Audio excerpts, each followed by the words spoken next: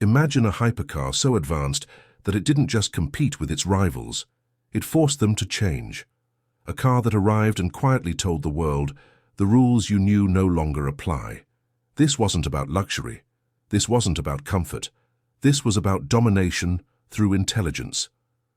This is the McLaren P1, a machine built with one obsession, performance above all else, a car that didn't want to be admired, it wanted to be feared. This isn't just a hypercar. This is the moment the future arrived. It wasn't built to win comparisons. It was built to end them. From the moment it debuted, the hypercar world split into before and after. Everything that followed had to answer to the P1. It demanded respect from the first glance and fear from the first throttle. When McLaren revealed the P1, the automotive world held its breath. Expectations were impossible. The legendary McLaren F1 still haunted history, and many believed lightning could never strike twice. But McLaren wasn't trying to repeat the past. They were trying to surpass it.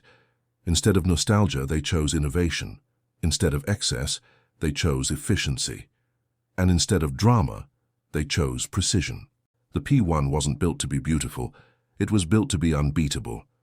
Every decision followed one philosophy: make the fastest road car McLaren had ever created, not just in a straight line, but everywhere. This wasn't a gamble. It was a calculated strike. McLaren knew exactly what they were doing. They were prepared to let the results speak louder than hype ever could. Every corner, every straight, every system was engineered with intention, no compromises allowed. The McLaren P1 was born from racing, not marketing, not heritage. Pure motorsport DNA. Engineers pulled directly from Formula One knowledge, energy recovery systems, active aerodynamics, lightweight carbon construction. Everything learned on the track was brought to the road. McLaren gave its engineers freedom and pressure. There were no compromises allowed. If a part added weight, it was removed. If a system didn't improve lap time, it didn't exist. Every gram mattered. Every surface mattered. Development pushed beyond conventional limits.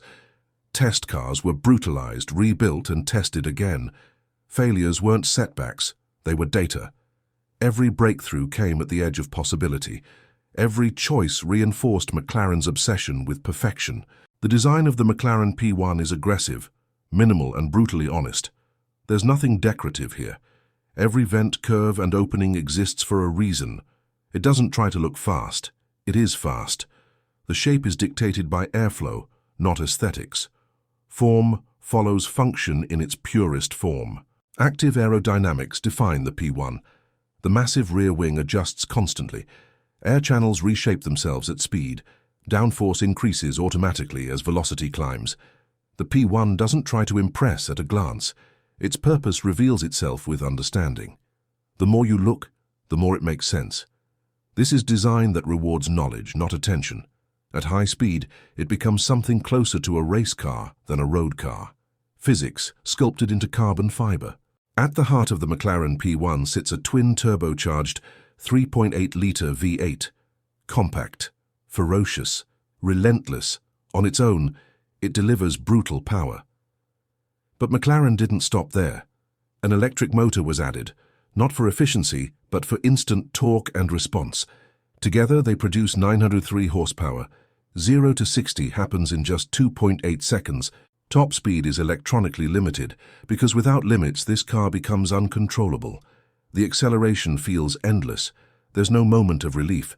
Speed builds and builds until your senses struggle to keep up. The P1 doesn't ask how fast is enough. It keeps going. Power arrives violently, instantly, and intentionally. It feels less like driving and more like being fired forward. The hybrid system in the McLaren P1 was revolutionary. At the time, no one was doing this at this level. Electric power wasn't a compromise. It was an advantage. The instant torque fills every gap. Turbo lag disappears. Throttle response feels supernatural. The car reacts before you finish the thought. Energy is harvested during braking, stored, redeployed with precision. The system constantly adapts, adjusting power delivery based on speed, grip, and driver input. This system doesn't think in seconds, it thinks in milliseconds. Every input is analyzed instantly. The power is delivered with surgical precision. The result feels less mechanical and more instinctive. It's Formula One intelligence on the road, enhancing speed and emotion simultaneously. Driving the McLaren P1 is intense, unfiltered, demanding. The steering is alive. Every vibration communicates grip levels. Every correction feels meaningful. The chassis feels surgically precise. This is not a forgiving car. It doesn't hide mistakes. It doesn't protect ego. It rewards skill and punishes hesitation. At speed, the car feels almost calm, as if it was designed to live there. The faster you go, the more stable it becomes. The P1 feels most alive when pushed to its limits. Confidence grows with every corner, and skill is rewarded mercilessly. Inside the P1, luxury is replaced with focus. Carbon fiber dominates. Sound insulation is minimal. Everything unnecessary is removed. Seats are thin and rigid. The cabin feels tight, intimate, purpose-built. There are no distractions, no excess screens, no comfort-driven decisions. Everything exists to serve performance. Nothing inside exists for vanity. Everything has purpose.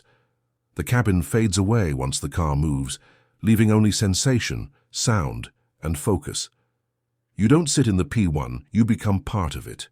McLaren built only 375 examples of the P1. Every single one was sold before production ended, most before the public ever saw one. Ownership wasn't guaranteed by money alone. Buyers were selected, approved, chosen. Today, most P1s live in private collections, climate-controlled garages, rarely driven, almost never seen. As years pass, sightings grow even rarer.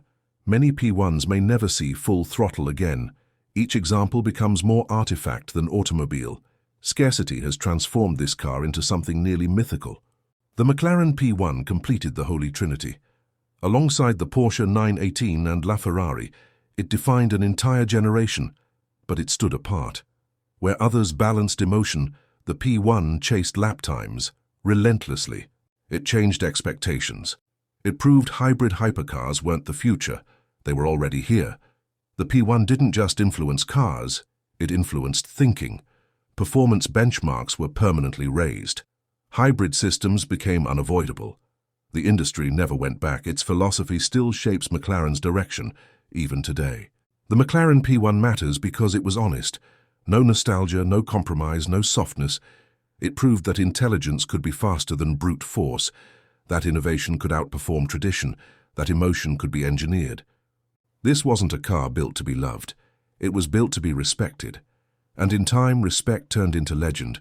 The P1 represents absolute conviction, a refusal to compromise, a moment when engineering led and the world followed. That clarity is why it still matters today.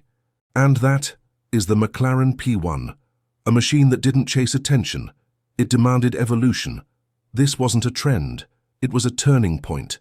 And long after newer cars fade, the P1 will remain. If you love cars that changed history, subscribe to Turbo Static, because we all love cars, is for real, and this is car heaven.